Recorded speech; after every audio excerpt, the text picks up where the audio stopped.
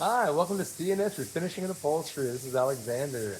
What we have here is a child's chair. Nice little child's chair. Got ourselves a little break right here that we got to glue back together. A little tight bond glue. We're going to use this two-part epoxy to mix it together and shape that fill right back in. When shaping it, you want to wet your fingers. A little bit of this, a little bit of that. Try to get it molded to less sanding. Less sanding means less work. The best touch-up is no touch-up. We're gonna put that on there like that. Even it all out.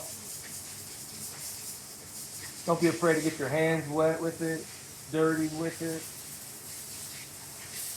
when working with it.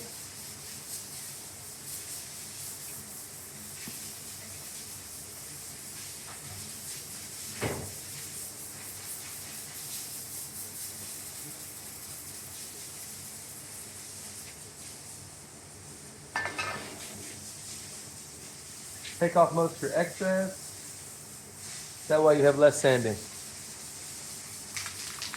Epoxy stick, two-part hard Bondo. Works very well. And that is what you're left with. Looks worse than what it is, but everything big starts small. And we'll let that dry.